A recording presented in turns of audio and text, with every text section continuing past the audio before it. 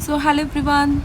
So this is the second part of William Shakespeare most important question test series. पिछली series में हमने William Shakespeare के ही question किए थे जो कि प्रीवियस ईयर पैटर्न पर बेस थे, और यहाँ भी वही है लेकिन थोड़ा डिफरेंट है। तो चलिए हम डिस्कस करते हैं।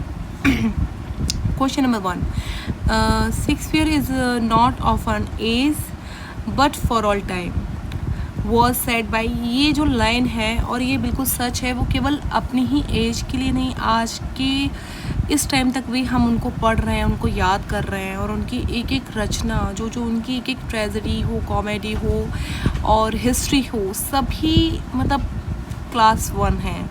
तो ये जो कोट है, ये जो लाइन है, ये किसके द्वारा कही गई है? तो answer is B, Ben Jonson, जो कि उनके ही समकालीन थे।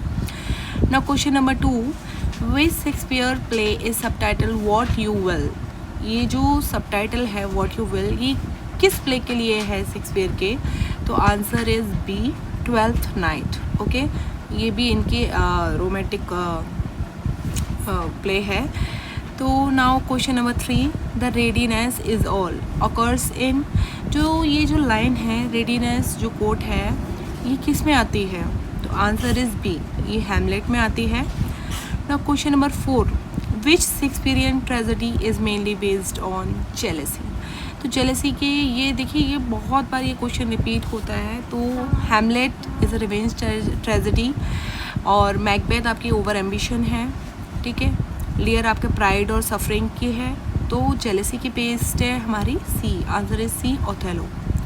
Question number 5, in which play does the fool appear as a major philosophical character. तो फूल जो अपीयर होता है वो आपका अपीयर होता है, answer is B, King Lear में। देखिए हेमलेट में भी फूल इस नाम का फिलोसफिकल करेक्टर नहीं है, ठीक है। ना ही मैकबेथ में कोई फूल आता है, ना ही टेम्पेस्ट में आता है। तो king, answer is B, King Lear. Now question number 6, out damn spot is spoken by, किसके द्वारा ये कहा गया है? तो ये जो बहुत फेमस कोट है, ये कही गई है मैकबेथ की, लेडी मैकबेथ के द्वारा, आंसर इज सी, ये मैकबेथ की वाइफ है, Lady Macbeth. Now question number 7, which play contains the line uneasy lies the head that wears a crown. ये जो लाइन है, ये किस प्ले में विच शेक्सपियर की आती है? तो answer is B, Henry fourth part 2। Now question number 8, Shakespeare's tragic hero who suffers from indecision एज। ये बहुत ही ऑब्वियस इसका आंसर होगा, क्योंकि हैमलेट उसकी इनडिसीजिवनेस की वजह से, वही उसकी थीम, उसका ट्रैजिक फ्लो का कारण बन जाती है। तो हैमलेट है, क्योंकि मैकबेथ का तो सफ़र का कारण उसकी ओवर एम्बिशन है, ओथेलो की जेलसी है, लियर का जो प्राइड और उनका जो विश्वास होता है जो अपनी बेटियों पर, वो होता है। एक हैमलेट है जिसकी इनडिसीजिवनेस उसके ट्रैजिक फ्लो का कारण बनती है। तो now question number 9, the wheel is come full circle appears इन। तो ये जो क्वेश्चन, ये जो लाइन है, ये आती है हमारी A, answer is A, King Lear में।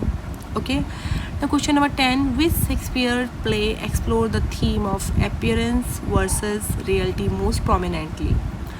तो इसका आंसर है ए, हैमलेट।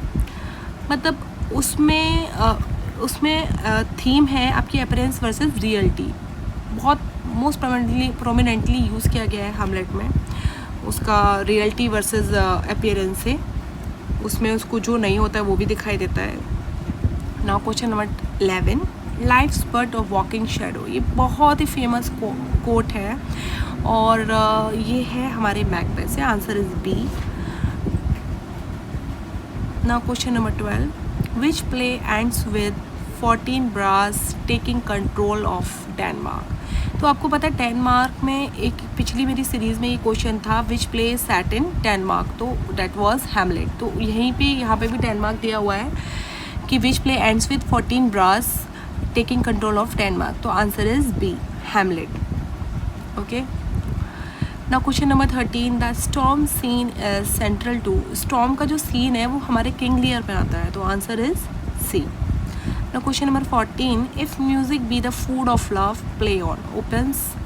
ये देखिए रोमांटिक, मैंने अभी आपको बताया था, प्ले हमारा 12th नाइट है, तो उसमें ये जो प्ले है वो ओपन होता है इस लाइन के साथ कि अगर खाना म्यूज़िक, अगर if music be the food of love, प्यार के लिए खाना क्या है? म्यूज़िक है। म्यूज़िक सुन के ही तो हम कभी जब म्यूज़िक सुनते हैं, सैड होते तो सैड म्यूज़िक सुनते हैं, और हैप्पी होते तो हैप्पी म्यूज़िक सुनते हैं। म्यूज़िक के अकॉर्डिंग ही हमारा म्यूज़िक चलता है। अगर जैसे हम सैड हैं और मान लीजिए हैप्पी सॉन्ग चला दिए जाए तो वो क्या सेट होगा माइंड? उस पर नहीं होगा।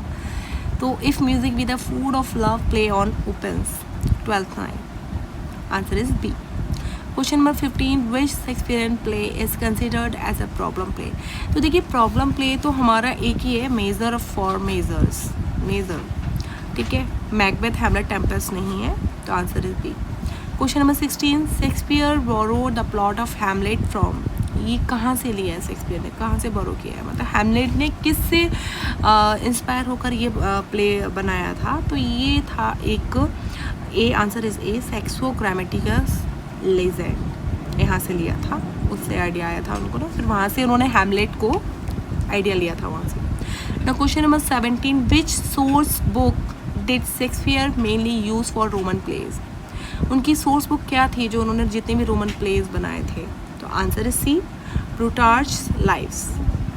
Question number 18, ripeness is all occurs in? Ripeness is all ये लाइन कहाँ पर आई है? तो ये आई है हमारे, answer is C, King Lear से।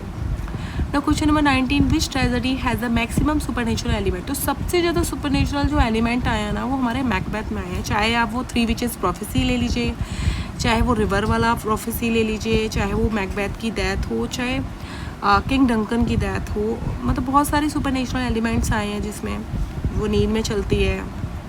तो बहुत सारी चीज़ें हैं जो सबसे ज़्यादा सुपर नेचुरल एलिमेंट आए हैं, वो आंसर इज सी, मैकबेथ। ना question number 20, Shakespeare's sonnet are address mainly to? सबसे ज़्यादा किसको गए हैं? तो answer is A, dark lady and a fair youth, जो इनका दोस्त था, इनका जो फ्रेंड था।